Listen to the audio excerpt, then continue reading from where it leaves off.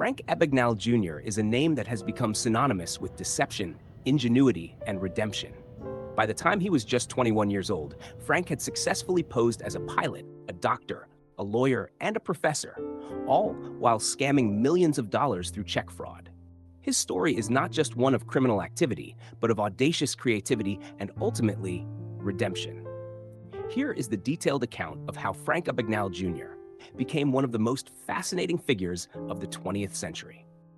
Frank Abagnale Jr. was born on April 27, 1948, in Bronxville, New York.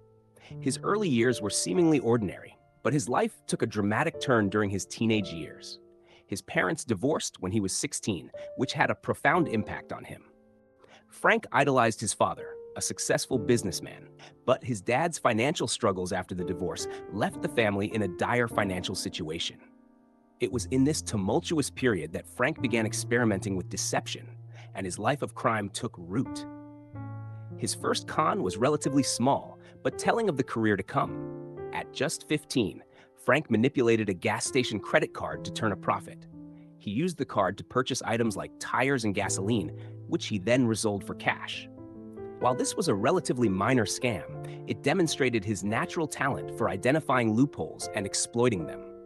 This initial foray into fraud paved the way for his much larger and more elaborate schemes. Frank's career as a con artist truly began when he ran away from home at the age of 16. Alone, needing money, and with no formal education beyond high school, Frank discovered that adopting false identities could open doors that were otherwise firmly shut.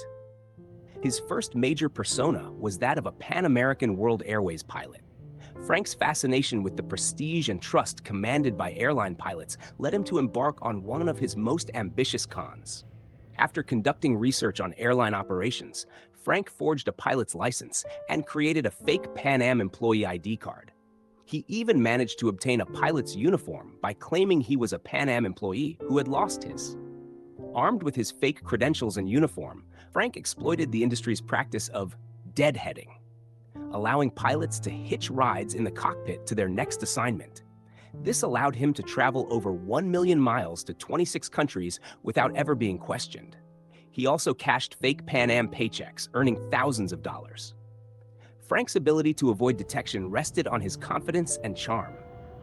In the pre-digital era, verifying identities was far more difficult, and Frank took full advantage of this. His mannerisms and the way he carried himself made people believe he was exactly who he claimed to be. It was this ability to project authority and charisma that became one of his most effective tools. After the success of his pilot con, Frank decided to take on another high-stakes role, that of a doctor. Using forged documents, he claimed to have a degree from Harvard Medical School and secured a position as chief resident pediatrician at a Georgia hospital. Astonishingly, Frank managed to maintain this facade for almost a year. How did a 19-year-old with no medical training pull this off? The truth is, Frank's duties were mostly administrative. He relied on the expertise of real doctors to handle medical emergencies and carefully deflected any technical questions. His quick thinking and ability to stay calm under pressure allowed him to maintain his cover. Not content with these accomplishments, Frank decided to pursue yet another prestigious identity, a lawyer. He forged a transcript from Harvard Law School and managed to pass the Louisiana bar exam. This was no small feat, as Louisiana allowed candidates to take the bar without attending law school as long as they passed the written exam. Frank studied law books for weeks and succeeded on his third attempt. With his fake credentials, he secured a job in the Louisiana State Attorney General's office, where he worked for 8 months before resigning when suspicions about his background arose. While his impersonations were impressive, Frank's true expertise lay in check fraud. He became a master at creating and cashing fake checks, exploiting the banking system's weaknesses. He used a variety of methods to execute his schemes, including altering routing numbers on checks to delay processing times, printing counterfeit checks using sophisticated equipment, and opening bank accounts under fake names. At his peak, Frank was cashing checks worth thousands of dollars daily, and he ultimately defrauded banks of an estimated $2.5 million. Frank's exploits eventually caught the attention of the FBI. Special Agent Joe Shea was assigned to track him down, and their pursuit turned into a high-stakes game of cat and mouse. Despite his best efforts to stay ahead of the law, Frank was eventually arrested in France in 1969. He was only 21 years old at the time. After serving time in multiple countries, he was extradited to the United States, where he was sentenced to 12 years in prison. However, Frank's story didn't end there. After serving 5 years, the US government offered him a deal: his freedom in exchange for helping the FBI combat check fraud.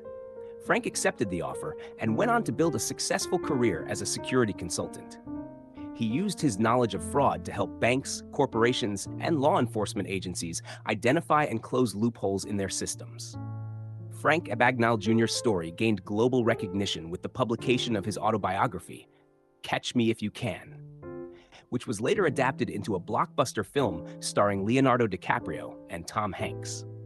The movie brought his incredible tale to a new generation and solidified his status as one of the most famous con artists in history. Frank's success as a con artist was a combination of charm, confidence, meticulous attention to detail, and the ability to exploit weaknesses in systems. While his actions were undoubtedly illegal, his story is a fascinating study of resourcefulness and the human capacity for reinvention. Today, Frank uses his talents for good, proving that even the most wayward path can lead to redemption and meaningful contributions to society.